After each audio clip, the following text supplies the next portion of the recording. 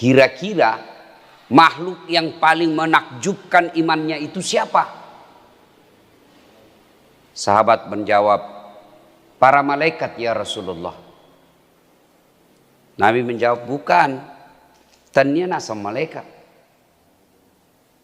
Bagaimana mereka tidak beriman kepada Allah? Mereka bisa berdialog langsung dengan Allah. Jadi tidak istimewa itu. Mereka beriman kepada Allah para malaikat karena mereka bisa langsung melihat kepada Allah.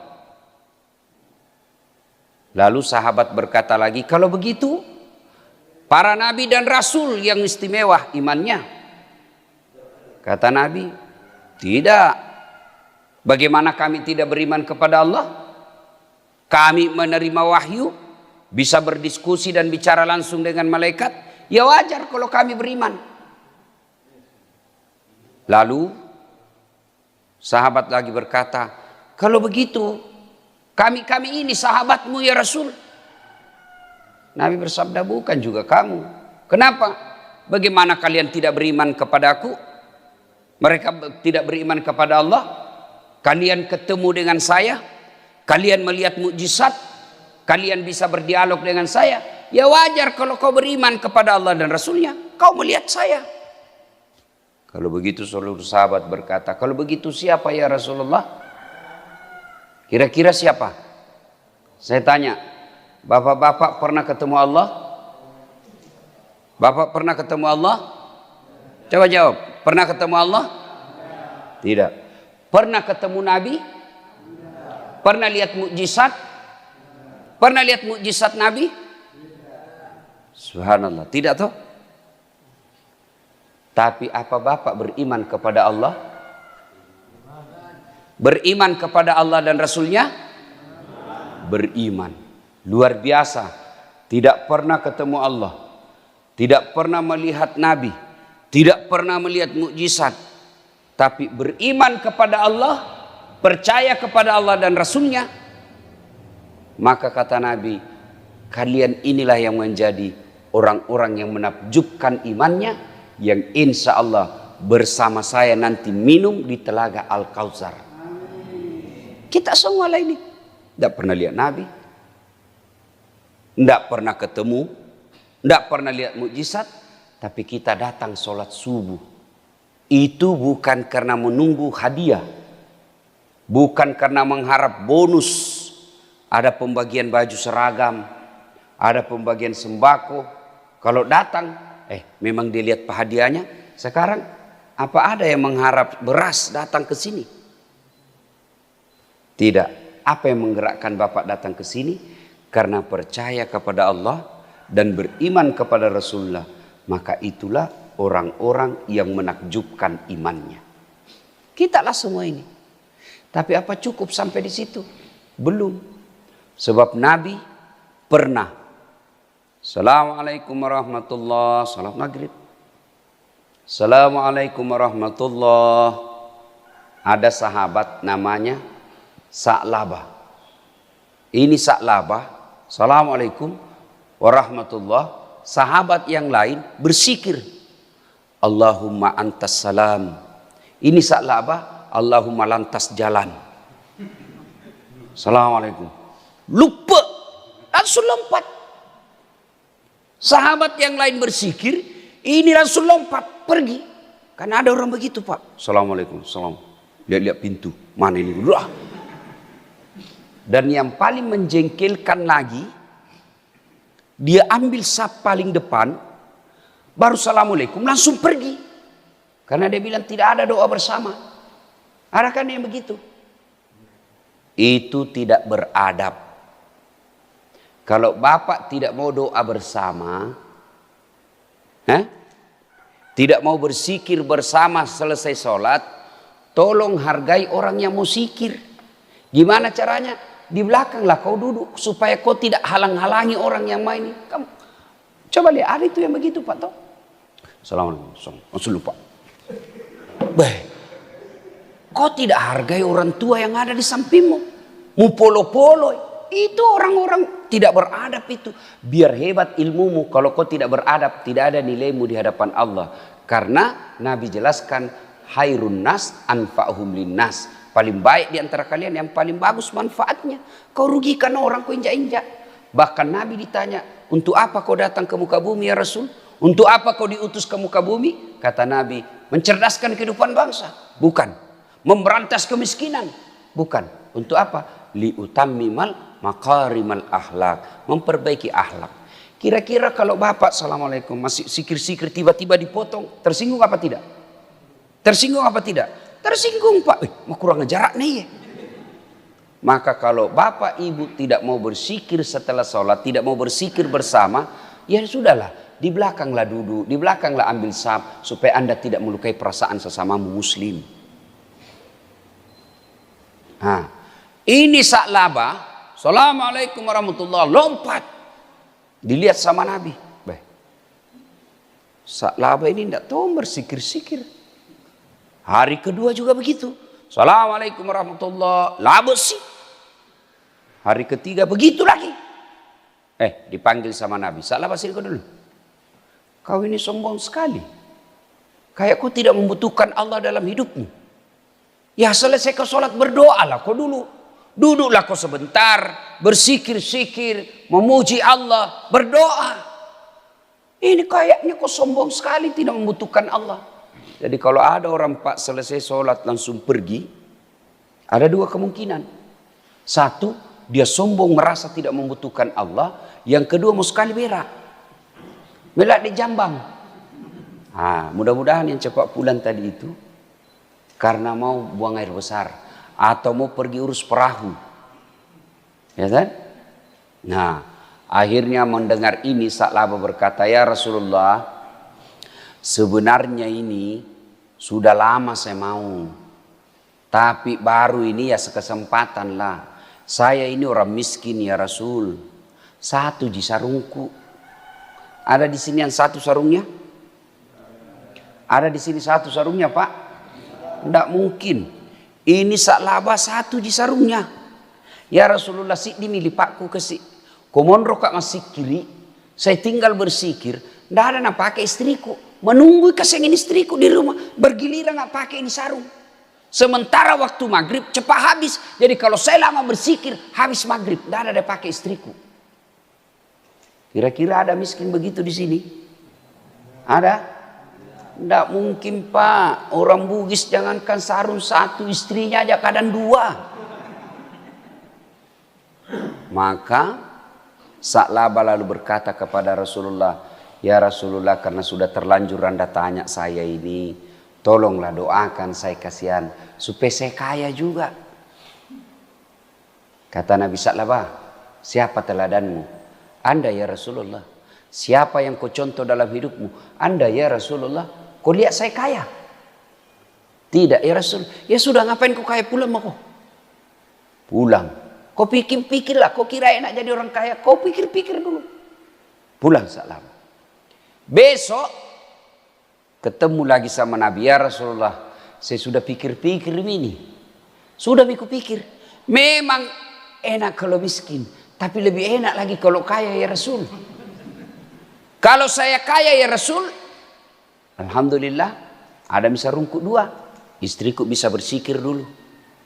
Kalau saya kaya ya Rasul, saya bisa beli kambing untuk kurban. Kalau saya kaya ya Rasul, saya bisa bantu tetanggaku. Enaklah kalau kaya. Kata Nabi, pikir kau dulu deh, pikir kau. Sudah kupikir ya Rasul, memang enak miskin, lebih enak lagi kaya. Kau mampu memikulnya? Siap, insya Allah saya mampu memikulnya. Baiklah kalau begitu. Akhirnya Nabi doakan. Nabi kalau doakan pasti diterima Pak. Ya Allah, bukakan pintu rezekinya, murahkan rezekinya. Sudah didoakan, Nabi kasih Alqamah, Alqamah ini, Sa'labah. Nabi kasih Sa'labah kambing, seekor kambing betina yang hamil tidak ada suaminya. Kambing Pak, hamil, tidak ada suaminya. Pernah lihat kambing di sini hamil tidak ada suaminya? Pernah?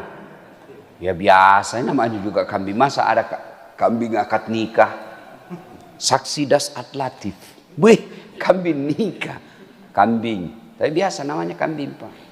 Tapi sekarang zaman modern, banyak juga cewek mau saingan sama kambing. Hamil tidak ada suaminya.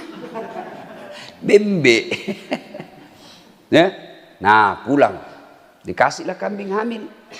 Subhanallah, dengan izin Allah, dari 1 ekor menjadi beberapa ekor. Dari beberapa ekor menjadi puluhan ekor. Mulailah si ibu Sa'labah. Yang tadinya belum azan sudah di masjid, ini kamak nih baru datang. Dia bilang Nabi, nak kena ni abalak Sa'labah. Lewat. Dulu waktu belum ada perahunya, belum azan sudah ada di masjid. Sekalinya sudah ada perahunya. Sudah kamak baru datang. Sibuk nih ngurus ilopinna.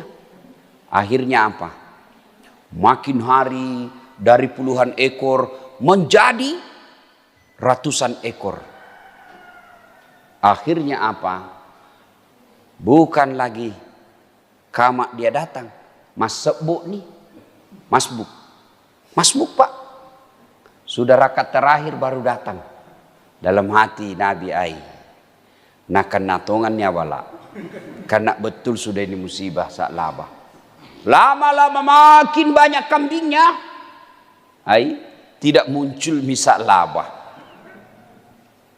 Tidak muncul sama sekali berjamaah. Lalu Nabi bertanya, saudara-saudara sekalian, ada yang lihat Sa'labah? Tidak ya Rasul, sibuk ngurus kambing. Inna lillahi wa inna ilaihi raji'un. Apa yang saya cemaskan betul terjadi. Kan banyak begitu Pak toh. Waktu belum punya mobil, biar hujan datang jamaah Pak. Sekalinya sudah punya mobil, tidak pernah melihat masjid. Akhirnya turun ayat perintah tentang zakat. Nabi katakan, kau pergi minta zakatnya Sa'labah. Piko mintai, suruh bayar zakat kambingnya. Pergilah sahabat. Assalamualaikum warahmatullahi wabarakatuh. Waalaikumsalam warahmatullahi wabarakatuh. Kau, ya Sa'labah, kami diperintah Rasulullah untuk mendatangimu minta zakatmu. Minta kau keluarkan kambingmu. Apa kata Sa'labah? Apa? Nabi minta kambing, bayar kau zakatmu. Enakmu. Saya setengah mati urus ini kambing. Siang malam saya urus. Gara-gara ini kambing saya tidak datang ke masjid. Kamu datang minta-minta. Siapa kamu? Lapor sama Nabi. Inna lillahi wa inna ilaihi raji'un. Nah kenatongannya balak Sa'labah. Datang 2 kali.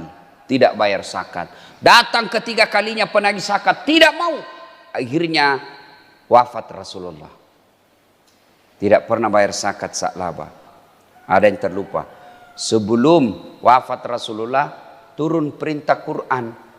Informasi banyak di antara kalian sebelum dia kaya hamba Allah, tapi setelah kaya menjadi hamba harta. Wetuna rodega ga waramparana maraji mas sempajang si sekalina mega waramparana nalupai ni punga Allah Ta'ala lebih nasompa ni waramparana. Ayat ini disampaikan kepada Sa'labah. Sa'labah, baru ayat turun, kamu nak kena ini. Kau je orang Madinah begini. Sa'labah kemudian istighfar, astagfirullah. Dia ambil hartanya kambingnya, dia kirim datang kepada Nabi, ya Rasulullah terima zakatku. Apa kata Nabi Sa'labah? Sudah bawa pulang itu kambingmu.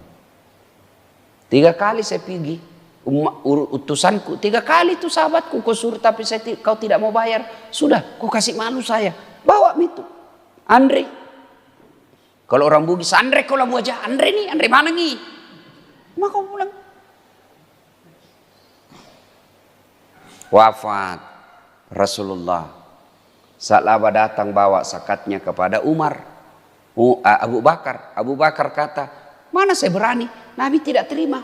Apalagi saya tidak berani saya. Wafat lagi Abu Bakar diganti oleh Umar. Ya Amiral Mukminin, terima zakatku. Kata Umar, Nabi tidak berani terima. Abu Bakar tidak terima. Mana saya berani? Akhirnya gelisah Sa'labah,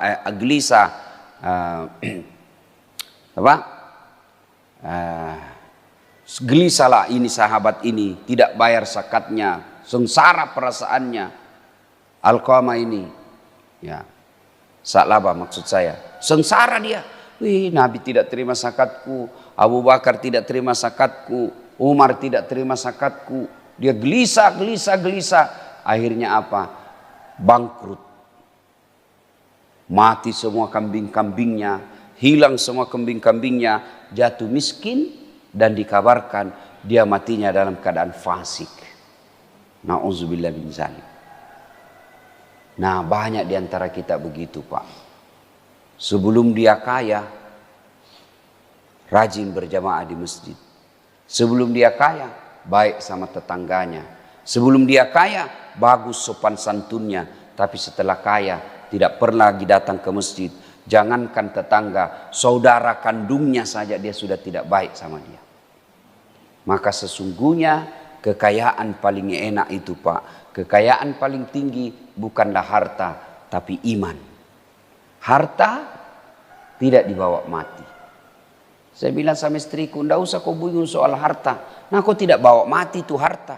Nah, bilang memang tidak dibawa mati, tapi kalau tidak ada harta rasanya mau mati. Iya toh? Nah, Bapak Ibu Saudara-saudara sekalian, Sa'labah ketika tidak punya kambing, nikmat hidup iman dia dapati. Dia datang berjamaah di masjid, dan itu sisi mulia di hadapan Allah Subhanahu wa taala.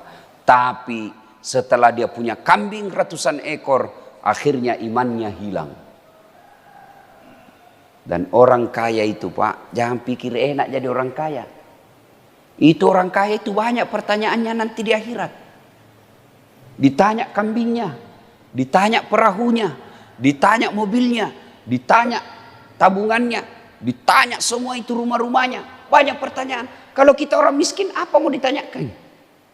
Rumah, kontrak, mobil, angkutan umum, motor, Grab, Gojek, sepeda, tidak punya. Apa pi mau ditanyakan? Apa pi?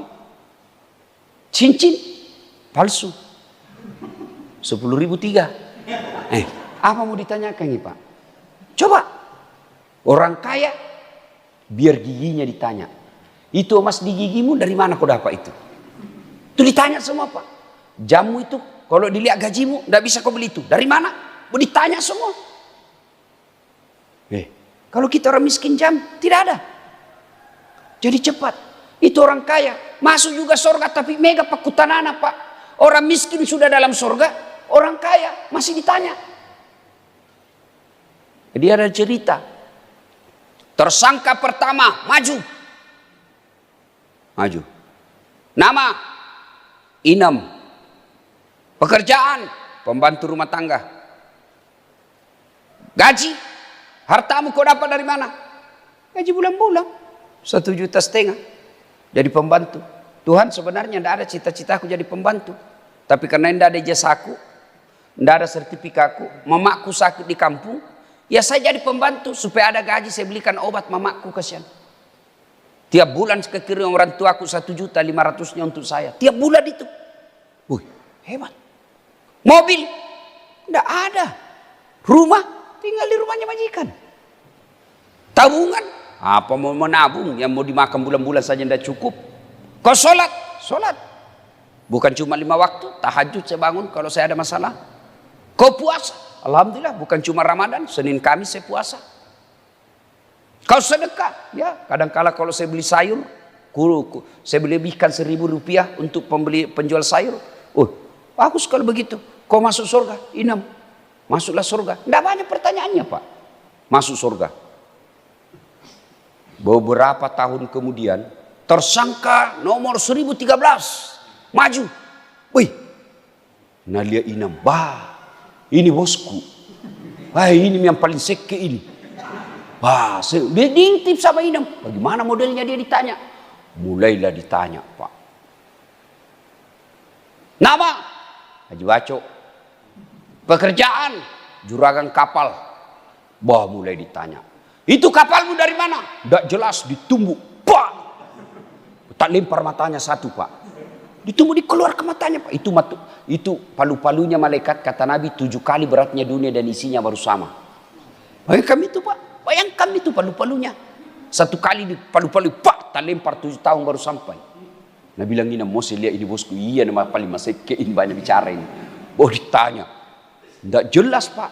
Ditanya lagi, mobilmu dari mana? Anu apa? Duh! Ditempelin lagi pak, keluar telinganya. Berdarah-darah nih. Masuk tonji surga pak, tapi banyak pertanyaan. Tapi bapak belur nih. Mak darah-darah mana dia pak? Bengkok nih mukanya, patah-patah kakinya. Masuk di surga, jalan setengah mati. Masuk dia surga, ketemu sama Inem pembantunya. Dia bilang Inem, Pak Ji, kenapa Ki? Jangan banyak bicara situ. Kok dari baru muncul? Saya ini sudah lama di dalam. Kenapa baru muncul? Saya terlambat Inem. Kenapa bisa terlambat? Saya kira ada mobil tak tiga. Dia bilang itu mobil banyak sekali pertanyaannya. Ibu bapak saudara-saudara sekalian, miskin beriman jauh lebih baik daripada kaya fasik. Saya ulang, miskin beriman jauh lebih mulia daripada kaya jabatan tinggi tapi fasik. Pilih mana pak? Miskin beriman, kaya kafir. Pilih mana? Pilih mana? Kalau saya pilih kaya beriman. Paling sial sudah miskin fasik, sudah miskin dah sholat. Itulah yang paling sial hidupnya. Nah ibu bapak saudara-saudara sekalian, makna terpenting dari taklim kita ini, pelihara iman. Kalau kita miskin harta, jangan putus asa. Tapi kalau miskin iman, itulah kemiskinan yang paling menyakitkan. Tapi demi Allah, saya jarang melihat orang yang baik sholatnya, rajin puasa Senin Kamis, ngajinya bagus, tidak merugikan orang, bagus akhlaknya. Jarang saya lihat ia miskin, jarang. Tidak banyak hartanya, tapi bahagia hidupnya. Berapa banyak orang pak, tidak pernah kita lihat datang masjid sholat. Jangankan 5 waktu, Jumat saja dia jarang. Datang hari Jumat tapi paling terlambat datang, paling cepat pulang. Orang khotbah dia tidur. Begitu selesai khotbah itu langsung bangun. Aliran apa ini? Tidak ada khotbahnya. Bukan tidak ada, kau yang tidur dongok. Ya kan? Banyak begitu. Tidak pernah datang ke masjid. Tapi kok hartanya banyak? Sesungguhnya harta itu yang Allah berikan bukanlah nikmat tapi azab. Ini kan dunia nelayan ini toh. Ya kan? Bapak tahu kalau mepekang, mancing. Pernah mancing pak? Pernah? Bukan pernah, sering. Itu kalau bapak mancing apa di ujung kail? Apa di ujungnya kail? Apa? Umpan toh? Nah itu umpan kira-kira mau kasih senang ikan atau tidak? Hah? Mau kasih senang ikan? Tidak, pancing. Namanya dipancing kok. Andre lu tikek kok. Makan. Bah! Berarti orang yang kaya tapi tidak pernah batu agamanya, tidak pernah ingat Allah, sebenarnya dia lagi dipancing. Dikasih makan kok itu pancing, di dalamnya ada kain. Begitu keken makan, naik, bayangkan nasibnya itu ikan. Kepalanya langsung dipotong, direbus, dikasih garam. Coba, begitulah orang kaya yang tidak bagus imannya, dikasih terus supaya dia semakin jauh dari Allah Subhanahu wa taala. Nauzubillah min zalik. Nah, ibu bapak saudara-saudara sekalian, ini saja tausiah kita, mudah-mudahan ada manfaat. Jangan lupa tetap jaga kesehatan, ya. Jangan lagi kita bilang tidak ada corona. Kalau ada orang bilang tidak ada corona sini, saya bawa ke ruang isolasi. Orang yang kena corona jangan kau pakai masker. Maka caranya adalah pakai masker, ya. Pakai masker. Ini bagus ini masker. Tidak ada ruginya orang pakai begini. Tidak ada ruginya pak. Ya, hidung insya Allah terhindar dari debu. Insya Allah kalau terhindar dari debu hidung, dek nak kena influenza. Ya, Nah, caranya memelihara kesehatan ini, satu, hidup sehat, minimal istirahat 8 jam kalau tidur, jangan begadang, makan yang bergizi, ya. Ustaz, mana mau bergizi Ustaz? Nah kita ini tidak punya pembeli daging, tidak usah makan daging. Makan bergizi itu satu syaratnya halal. Jangan makan yang tidak halal, ya. Jaga perasaan, jangan selalu cemas, jangan suka berkelahi, jangan selalu dendam. Orang yang selalu enak perasaannya, hatinya selalu bahagia, imunnya meningkat. Kalau imunnya baik, maka biar masuk imun, biar masuk kuman, imun usir itu kuman. Imun itu daya tahan tubuh. Dan umumnya nelayan Pak, daya tahan tubuhnya kuat. Kuat dingin, kuat matahari, terendam air laut itu sumber obat. Ya, insya Allah.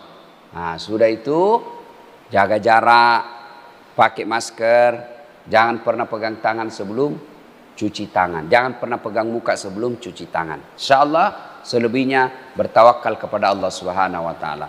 Ibu Bapak, demikian kita tidak buka sesi tanya jawab sebab saya harus ke bandara jam 7 dan saya harus pulang dulu mandi, prepare, persiapan dan lain-lain sebagainya. Insya Allah lain waktu dan kesempatan.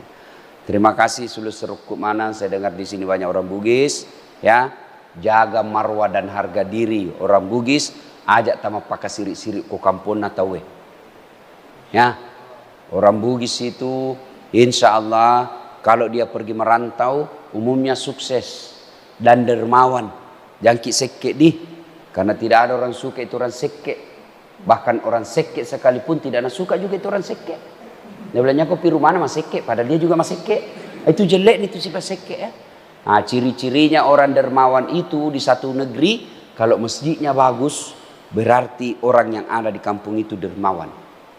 Tapi kalau masjidnya jelek, itu mas sekek mega tuh. Alhamdulillah masjid tak bagus. Tinggal ini kubahnya mau diperbaiki. Nah ini kubahnya. Ini kubah kalau tidak bagus, nah bapak mati orang yang baik rumahnya, nah cari kau nanti Tuhan. Kenapa itu? Nah sapa aku pengalat ta'ala, kau nanti kau biarkan itu kubah masjid kau tidak beres. Nah kau yang ketawa saya serius ini. Ya, mudah-mudahan ada manfaat. Terima kasih, lebih dan kurangnya mohon